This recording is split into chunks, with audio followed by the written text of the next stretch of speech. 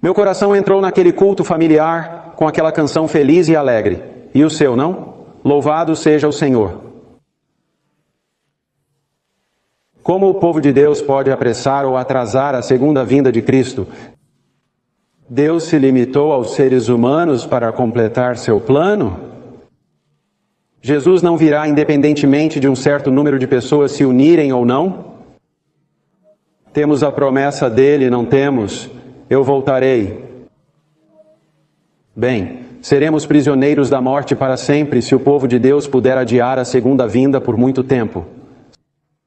Sim, foi Cristo quem prometeu, eu voltarei. E ele virá, ele é fiel à sua promessa. E toda a glória da sua vinda será dele e de seu Pai. Mas ele ama seu povo, amém? Ele os ama, e a menos que estejam prontos para encontrá-lo pessoalmente, ele que é ele mesmo um fogo consumidor, não virá por causa desse amor divino. Veja, se eles não venceram, assim como abordamos aqui, ele venceu. Jesus não ousa vir, pois ele é um fogo consumidor para o pecado, não é? E assim aqueles firmemente apegados ao pecado vão ser consumidos pelo brilho de sua vinda. Lemos isso nas Escrituras. E é aqui que a preciosa verdade da purificação do santuário entra em foco para nós, mostrando como podemos estar preparados para a vinda de Jesus. Jesus quer curar nossos corações feridos e egocêntricos para que possamos estar preparados e não sermos consumidos em sua vinda. E esta é uma verdade, a purificação do santuário, que realmente não foi vista claramente ou compreendida nem pelos católicos romanos, nem pelas igrejas protestantes. Uma expiação, nos é dito em Levítico 16, uma expiação para purificá-lo, para que você possa ser limpo de todos os seus pecados diante do Senhor, todos os seus pecados. Isso inclui pecados conscientes e sim, pecados inconscientes. Amém? Acredita-se que Cristo virá, quer alguém esteja pronto ou não. Alguns têm essa noção popular e eles acham que é uma noção bíblica. Ele pode vir? Jesus pode realmente vir se ninguém estiver pronto para ele vir? Aqueles que dizem sim, ele pode vir, quer haja alguém pronto para ele vir ou não, inconscientemente estão realmente negando a verdade da purificação do santuário, a verdade do dia da expiação, porque o que eles ignoram é o grande conflito. Há um grande conflito acontecendo agora mesmo entre Cristo e Satanás, que não pode ser resolvido pela força bruta, satânica ou divina. Não pode ser concluído pela força bruta e intimidação de Satanás, ou mesmo por Deus exercendo força esmagadora. Ele não pode concluir o grande conflito dessa forma. Ele deve ter finalmente, Deus deve ter finalmente a cooperação total de você e eu, de seu povo, pois eles são chamados para dar glória a Ele. Que é demonstrar algo que é importante, algo importante diante do mundo, sim, e até mesmo diante do universo, eles devem se tornar um com Cristo, em uma união de coração. A melhor ilustração que Deus nos deu é esta união de coração com Ele totalmente, é como uma noiva com seu noivo. Uma bela ilustração bíblica, assim como no espírito de profecia. Esta é uma expiação que é uma reconciliação. A expiação final será, portanto, sua reconciliação final e completa de coração com Jesus. E isso é mais do que uma imputação legal de retidão que cobre egoísmo contínuo, mundanismo contínuo. Tem que ser uma retidão totalmente transmitida, o amor de Deus totalmente entrelaçado em nossos corações. Ou o grande conflito nunca poderá ser concluído. Não pode. Alguns pensamentos que podem nos ajudar nessa linha são estes. O tempo da segunda vinda não depende de você e de mim, do povo de Deus fazendo o impossível. Mas a segunda vinda depende do crescimento da nossa fé. Da infância à maturidade, até a plena medida da estatura da plenitude de Cristo. Efésios 4:13. E temos o encorajamento de saber que Jesus é nosso sumo sacerdote, e Ele está trabalhando dia e noite, 24 horas por dia, 7 dias por semana, para que seu povo possa estar preparado para a sua segunda vinda. Então é fundamental, pessoal, não somos nós que limpamos o santuário, não somos nós que limpamos nossos próprios corações. Essa é a obra de Jesus, essa é a obra do sumo sacerdote. Isso foi tipificado no santuário levítico, no Antigo Testamento, porque aquelas pessoas naquela época nem mesmo se salvaram 1%, e nós também não. Ele faz a limpeza, mas eles deixam o Salvador fazer sua obra. Podemos exercer uma escolha de fé. Eles se rendem ao seu amor, eles cooperam com Ele. E seu crescimento espiritual não é em termos de obras, mas de fé que opera pelo amor divino. Não há obras velhas e mortas com uma fé que opera pelo amor divino. E o caso de amor deles, então? Com o mundo chega ao fim, eles se tornam sérios em seu apego a Cristo. E se tal crescimento na plenitude de Cristo é impossível, se nunca há uma cooperação plena com Ele em sua obra final de expiação, então eu diria que este noivo vai ter um embaraço eterno diante de todo o universo, se ele não puder ganhar nossos corações. Então a verdadeira questão da qual estamos falando aqui é a honra de Cristo, não é? A honra de Cristo e a vitória final de preparar um povo cuja proximidade íntima com Ele é tipificada como uma noiva preparada para o casamento. Um noivo que é abandonado no altar. Lá está ele de pé no altar, pronto para se casar, e a noiva nunca desce pelo corredor. Que terrível constrangimento isso é para o noivo. Pedro fala sobre o fato de que podemos apressar ou atrasar a segunda vinda de Jesus. Em 2 Pedro 3, versículo 12, lemos: e aquela palavra grega em Pedro, apressar, significa que podemos apressar a vinda do dia de Deus.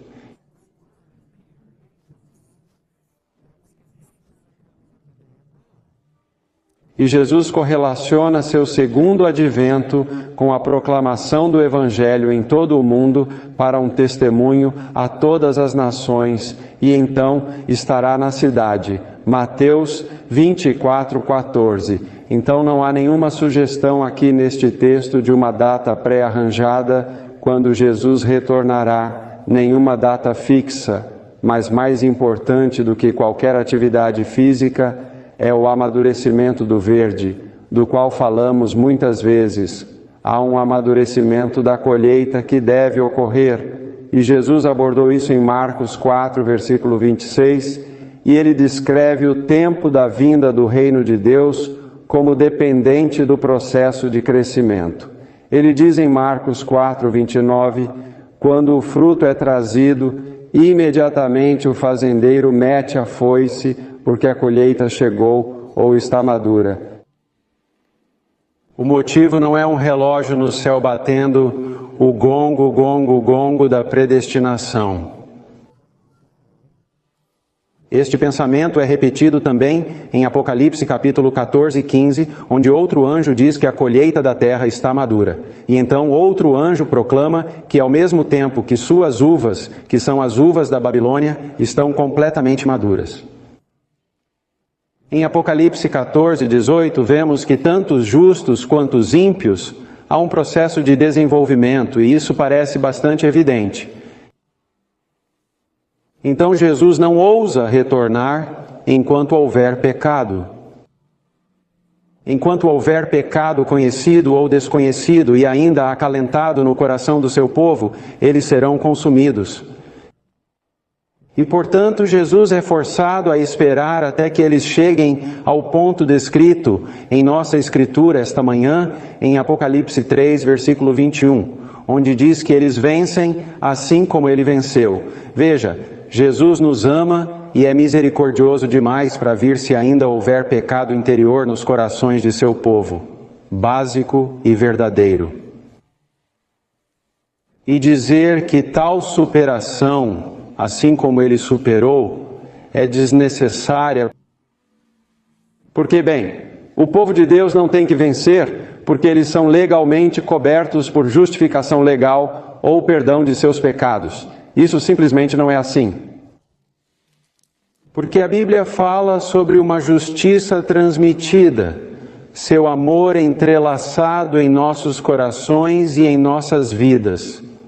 Há uma transmissão de justiça que o povo de Deus receberá, que consente que sua fé cresça até a medida da estatura da plenitude de Cristo. Lemos isso em 2 lugares. Você pode olhar em Romanos capítulo 8, versículo 4, onde uma palavra específica é usada: justiça. E não tem o significado legal para isso, mas tem o significado transmitido para isso, onde a retidão realmente se torna entrelaçada em nossos corações e em nosso estilo de vida. E diz isso em Romanos 8, versículo 4, para que a retidão da lei pudesse ser cumprida onde? Em nós. A propósito, a lei de Deus é amor. Amém? Para que o amor de Deus seja cumprido em nós. Veja, aí está a sua justiça concedida, não apenas imputada legalmente, mas concedida. E então, novamente, você tem essa mesma palavra em Apocalipse capítulo 19 e versículo 8. E lá está em conexão com a metáfora do casamento. Em Apocalipse 19, versículo 8, e diz: E foi-lhe concedido que se vestisse de linho fino, puro e resplandecente, porque o linho fino são as justiças dos santos. E essa palavra é esse amor de Deus transmitido aos nossos corações. Dikaiomata é a palavra usada em Apocalipse 19 e também em Romanos capítulo 8. Em outras palavras, a justiça legalmente imputada finalmente se torna justiça experiencialmente transmitida. Chegará o tempo em que o povo de Deus viverá a verdade e não meramente professará a verdade. E foi para isso que Cristo morreu, para alcançar o seu coração e o meu. É por isso que ele morreu na cruz. Então, o casamento do Cordeiro acontece no lugar santíssimo. Estamos vivendo agora no tempo em que Jesus está no lugar santíssimo. Não sei sobre você, mas eu gosto muito de ir a casamentos. Eu gosto muito de receber um convite de casamento. E você? É uma ocasião feliz. Sempre que sou convidado para um funeral, fico um pouco ansioso, um pouco apreensivo. Mas todo mundo está sempre feliz em um casamento. Quando você vai a um funeral, os esqueletos podem sair do armário. Você sabe, com coisas de família que foram escondidas. Mas em casamentos, nada disso acontece. É sempre uma ocasião feliz. E aqui você tem Jesus, que está no lugar santíssimo, e a inspiração compara isso a um casamento. E somos convidados, como indivíduos, a participar do casamento do Cordeiro. Nesta verdade de purificação do santuário. A irmã White diz isto em Primeiros Antigos, página 251. Eu vi que enquanto Jesus estava no lugar santíssimo, ele se casaria com a Nova Jerusalém.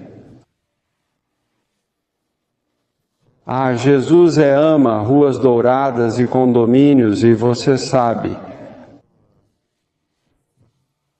Se Jesus ama pedras, tijolos, argamassa e pedras preciosas, então ele é um idólatra.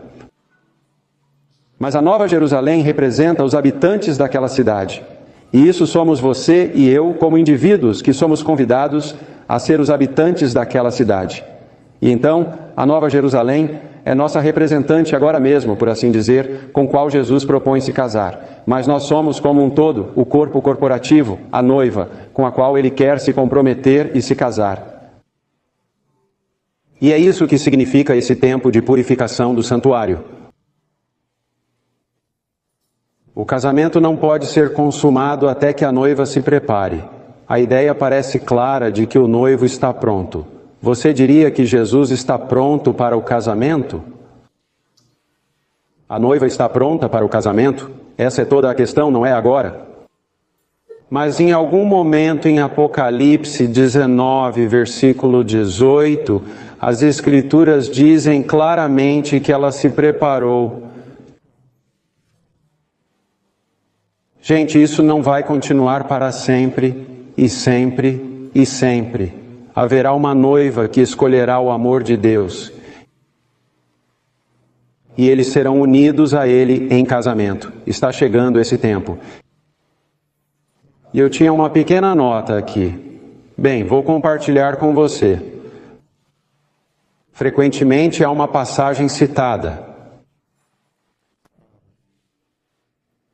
no livro O Desejado de Todas as Nações, onde diz: como as estrelas em seu caminho designado, os propósitos de Deus, sem pressa e sem demora. Às vezes, isso foi distorcido fora de seu contexto para apoiar um tempo de predestinação para o segundo advento. Mas é realmente neste contexto do que Ellen White estava escrevendo lá. Ela está falando sobre o primeiro advento de Jesus, o tempo do qual foi de fato pré-designado pela profecia de Daniel, capítulo 9. Mas a profecia de tempo mais longa que você encontra na Bíblia, que é Daniel 8,14, já foi cumprida e terminou em 1844. E não há mais profecias de tempo a serem cumpridas nas Escrituras. E então agora tudo está em aberto em termos da resposta da noiva. Não há profecia de tempo na Bíblia que indique a hora, o dia ou o minuto exatos em que Jesus retornará. Isso mesmo. E então o povo de Deus tem uma responsabilidade muito séria, e os vencedores são convidados a se sentar com Ele em seu trono. E olhe para isso de novo por um momento comigo, pode ser, em Apocalipse capítulo 3 e versículo 21. E talvez possamos ver algo aqui que não vimos antes. Está falando sobre o povo de Deus nos últimos dias, que venceu assim como ele venceu. Diz: ao que vencer, lhe concederei que se assente comigo. Onde? No meu trono. Que privilégio incomparável! Nunca ouvi falar de um monarca convidando um plebeu para sentar com ele em seu trono. Você já ouviu? Eu sou um plebeu. E aqui temos o Rei do Universo convidando o vencedor para sentar-se com ele. Agora, o que é o trono de Jesus? É o governo dele, não é? É a autoridade administrativa dele. E o que ele está administrando? Bem, já apontamos que ele está administrando a conclusão da grande controvérsia para ganhar a vitória sobre Satanás. Absolutamente. Então, qualquer um que se sentar com ele em seu trono estará participando disso e ajudando-o a resolver a questão da grande controvérsia com Satanás. Amém? Então, o que temos aqui é os vencedores recebendo autoridade executiva no reino de Deus. Isso é poderoso. Em uma de nossas lições da escola sabatina, recentemente, eu disse: você sabe, agora estamos apenas praticando nossa autoridade administrativa. Deus nos deu uma pequena responsabilidade aqui para nos testar para responsabilidades maiores quando chegarmos ao céu. Quão fiéis somos nas pequenas responsabilidades de administrar e cooperar com Jesus e resolver o grande conflito determinará a tarefa administrativa que nos será atribuída no céu e na nova terra. Então você poderia imaginar, Alan, que você seria o governador de Júpiter?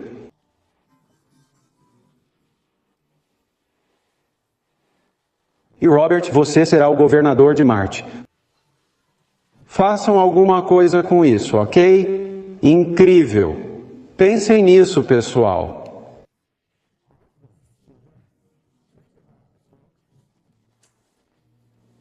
Deus condescende em usar a nós, pobres mortais, feitos de barro, para nos dar tal responsabilidade executiva. No plano da salvação, amém. Isso confunde a mente ao trazer um fim às questões finais da grande controvérsia entre Cristo e Satanás. E então elas são ditas importantes. Você é importante. Cristo precisa de você agora mesmo para ser um vencedor por meio da graça do seu Evangelho. E como você é um vencedor agora, você ganhará confiança e maior autorrespeito pelo poder do Evangelho operando em você. E você tem pensado em si mesmo como um perdedor a vida toda, e então, de repente, ele lhe diz: você vai ficar no comando desta constelação ou daquela. Você é o governador. E então, por que a última geração deve se render totalmente para ser transladada?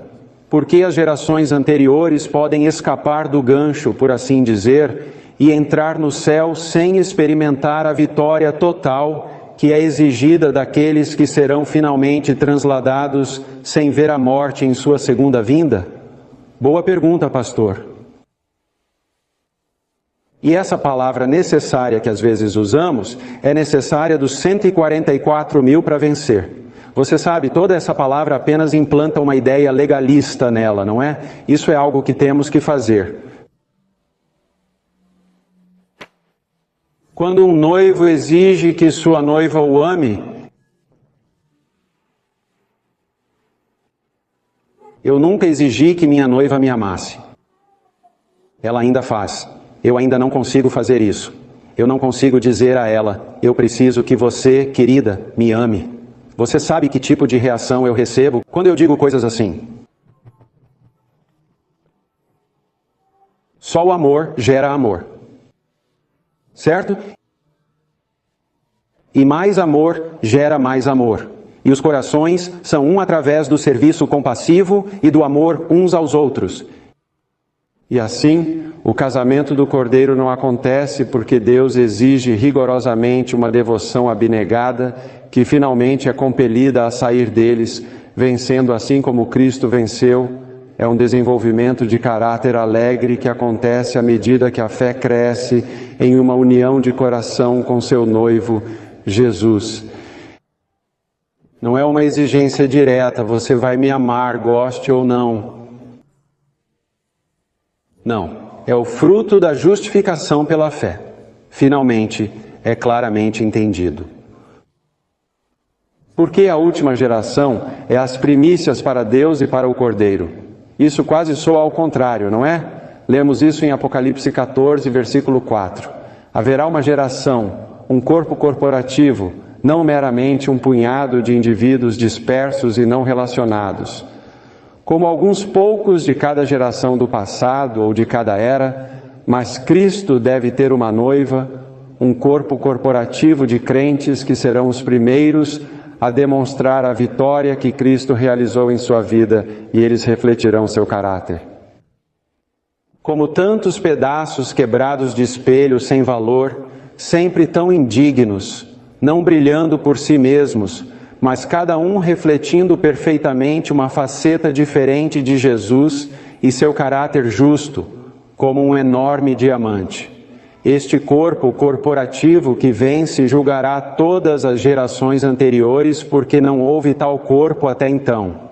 Cada geração passada foi imatura a esse respeito. E você sabe qual tem sido a acusação básica de Satanás, não sabe? Por 6.000 anos? Tem sido uma acusação a Deus de que é impossível para seres humanos caídos e pecadores vencerem o pecado verdadeiramente. Essa é a acusação dele. E então ele faz as pessoas acreditarem que não podem vencer, que o Evangelho não é tão poderoso para fazer isso, e portanto, elas devem entrar no céu por uma mera justificação legal e cobertura de seus pecados. Mas Ellen White diz em O Desejado de Todas as Nações, página 24, que Satanás descreve a lei de amor de Deus como uma lei de egoísmo. Ele declara que é impossível para nós obedecer a seus preceitos.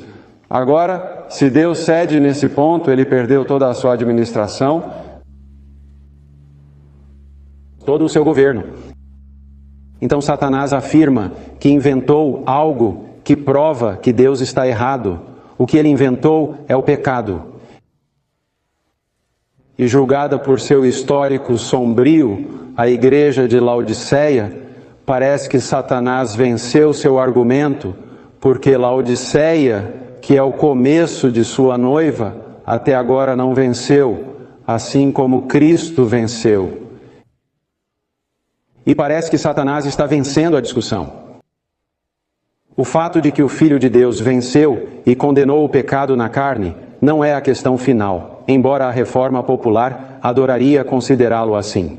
Tudo foi feito na cruz, e então não temos que vencer. Não, isso é apenas uma desculpa para continuarmos em nosso caminho de pecado e egoísmo. Bem, poderíamos muito bem ser como Lutero, sabe? Ele descobriu uma verdade maravilhosa de justificação pela fé, o perdão legal dos pecados, mas ele ainda continuou bebendo sua cerveja e engolindo-a. E ele ainda continuou com seus modos antissemitas e desenvolvendo sua barriga grande, comendo sua carne de porco. Mas tem um perdão legal. Agora, não estou difamando o pobre Lutero. Acredito que ele vai surgir na ressurreição. Mas ele apenas tinha uma compreensão imatura da plenitude de Cristo e do que o povo de Deus deveria se desenvolver. Algum dia, como fazemos parte dos 144 mil, o Senhor Jesus dirá a Lutero, Calvino e Wesley: quero que vocês se sentem nesta sala de aula e ouçam o irmão fulano de tal e a irmã fulana de tal, enquanto eles ensinam a vocês o novo cântico de Moisés e do Cordeiro. Isso é parte da autoridade governamental administrativa que Deus vai dar àquela última geração final, porque eles aprenderam essa lição. Eles finalmente cresceram sobre todas as gerações anteriores de cristãos nesse aspecto.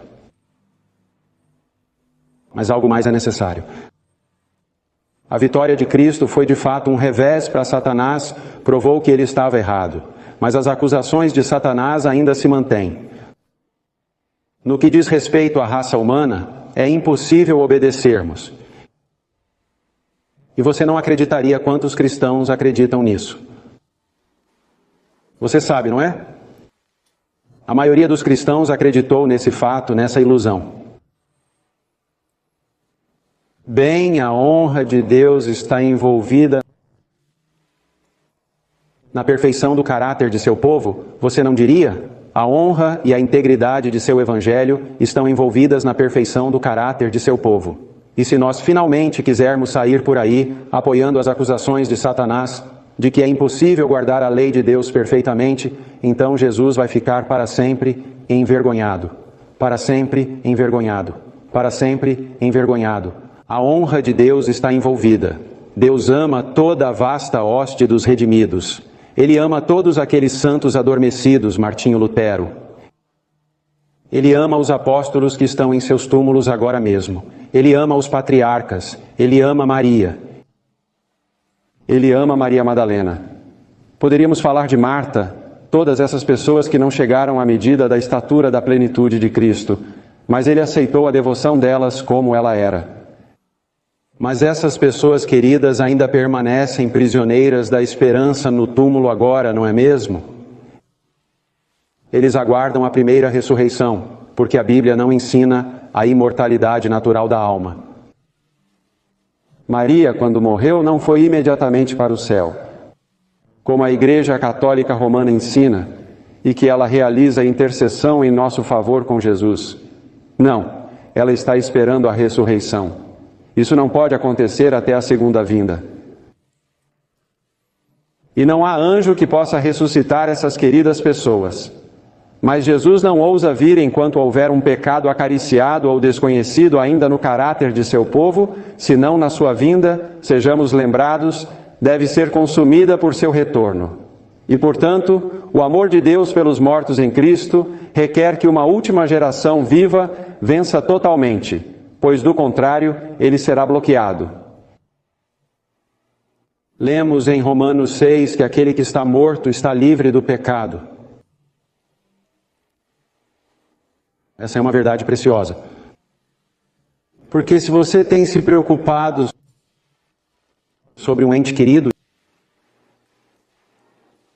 e como Deus pode julgá-lo? E você não sabe se aquele ente querido, mesmo que tenha professado Cristo, qual era a real posição deles, queridos amigos? É que eles, sem dúvida, foram para a sepultura como pecadores. Mas agora que estão mortos, estão livres do pecado. Minha mãe, que Deus a abençoe, eu a amo profundamente, mas ela foi uma das pessoas mais controladoras com quem já lidei na minha vida. Mas espero vê-la na primeira ressurreição. Ela foi para o túmulo como pecadora, mas agora que ela está morta, ela está livre do pecado. Mas isso não pode ser dito da última geração. O Evangelho de Jesus Cristo vencerá e triunfará em suas vidas. E eles estarão vivos quando forem libertos do pecado. Nós chamamos isso de perfeição de caráter. Aparentemente, os 144.000, aquela última geração, eles apreciam tanto o sangue do Cordeiro, eles compreendem tão claramente o comprimento e a largura e a profundidade e a altura do amor, que o eu está verdadeiramente crucificado com Cristo. E eles morreram para o pecado. E assim diz o livro de Apocalipse, capítulo 14, versículo 4, e veja isto, que os 144.000 são as primícias para Deus e para o Cordeiro. Eles são os primeiros a demonstrar, como um grupo corporativo, o poder do Evangelho para vencer o pecado em suas vidas enquanto estão vivos. É por isso que eles são as primícias. Porque isso nunca aconteceu antes. A última geração daqueles que esperam por Ele, pouco antes do retorno de Jesus, será a mais feliz de todos os tempos. Eu lhe digo, você é mais feliz quando está livre do pecado. A tempestade pode estar acontecendo ao seu redor. Mas se você tem a tempestade do pecado acontecendo em seu coração, você tem o mundo lá e você tem a tempestade acontecendo em seu coração. Mas quando Jesus o libertou do pecado, o tsunami pode estar vindo sobre sua cabeça e você pode ser a pessoa mais feliz no mundo. E além disso, essa pessoa saberá que está caminhando para o casamento do Cordeiro. Ele chegou, as bodas do Cordeiro chegaram e sua esposa já se preparou. Ah, não, eu nunca poderia dizer à minha esposa, olha, vamos nos casar logo depois da formatura. Esteja lá, seja honesta e esteja lá, certo? Vou parar de contar piadas e voltar a pregar.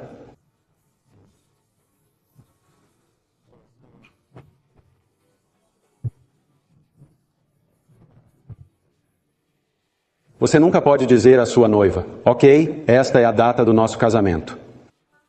Rapazes, vocês podem propor casamento, mas não proponham a data do casamento. Esse é um bom conselho.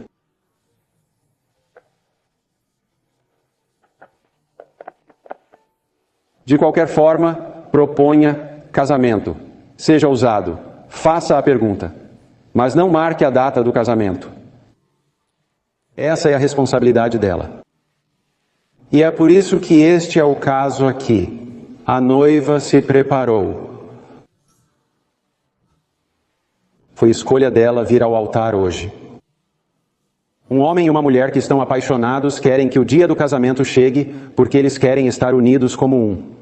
Foi Deus quem os fez assim e quem construiu neles essa atração um pelo outro. Cada um se sente incompleto sem o outro. A mulher é feita para ser uma companheira. Ela quer ser o que foi feita para ser. É sua maior alegria. Ela provou o amor. Ele se sente vazio e sozinho até encontrá-la. Não importa o quão maravilhoso ele tenha sido. Nenhuma rosa no mundo até que você, querida, apareceu. Nenhum homem é completo em si mesmo. O casamento do Cordeiro acontece apenas na última geração e não somos completos em nós mesmos. Precisamos encontrar nosso noivo e esse é Jesus.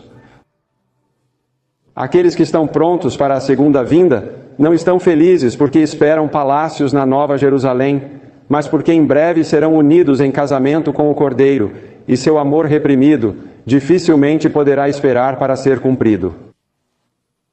Uma noiva que ama é feliz apenas por estar com seu noivo.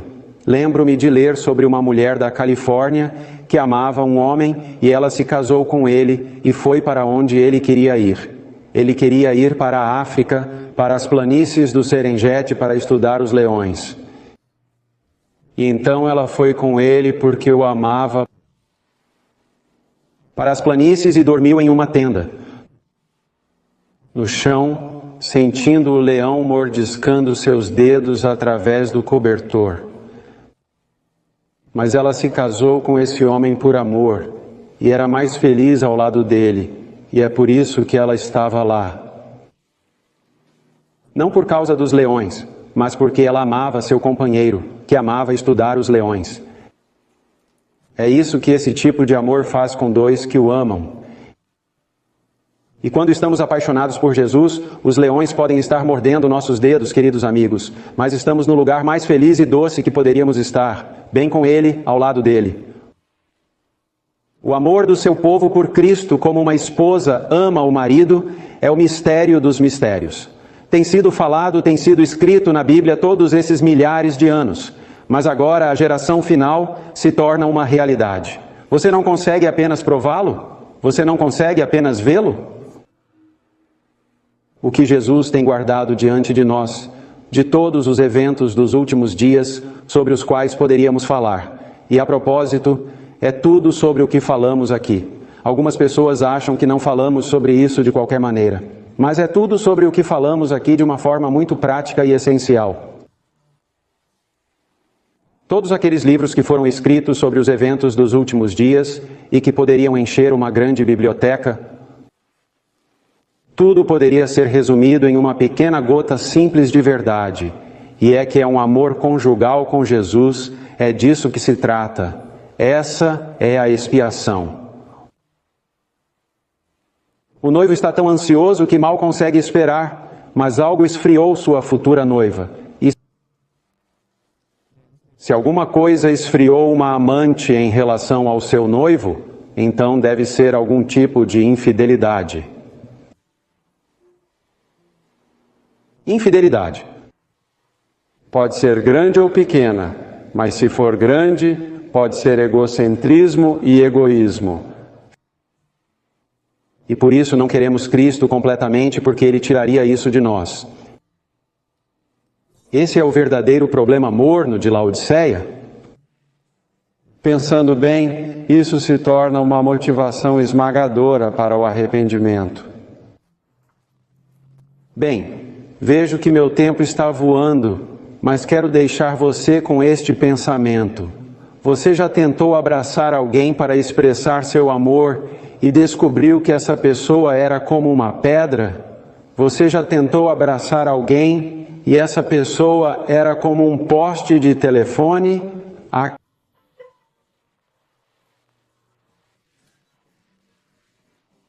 Quebrado e sem energia, destrói.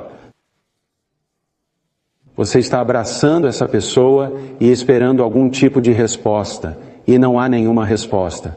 Já teve essa experiência? Talvez como pai. Talvez como pai, você esteja preocupado com um filho que parece ser emocionalmente frio. E essa pessoa é como uma estátua. Não há nenhuma resposta para você. Ei, bem-vindo ao clube de Deus, ok? Bem-vindo ao clube de Deus. Porque esse é o problema dele. O problema é dele com a raça humana. É uma alienação massiva.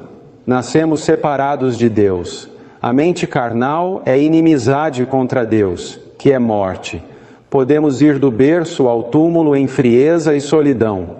O próprio Deus tenta de milhares de maneiras nos abraçar, mas não sabemos como abraçá-lo de volta. Isso é um problema. E desde que o pecado invadiu o planeta Terra com a queda de Adão e Eva, Deus tem lutado com este problema mais sério que ele já enfrentou. Ele é prejudicado porque não pode forçar ninguém a abraçá-lo de volta, mas ele tem que obedecer às regras de ter-se, e um coração humano só pode ser conquistado por seu amor. Tudo o que ele pode fazer é nos abraçar, e tudo o que ele pode fazer é continuar esperando que, de alguma forma, seu amor possa passar e que essas barreiras caiam, e que é quando essas barreiras caem, é quando você tem uma nova criatura, uma nova criação. Se alguém está em Cristo, ele é uma nova criação. As coisas velhas já passaram. As coisas velhas, frias e duras, já passaram. Eis que todas as coisas se tornaram novas.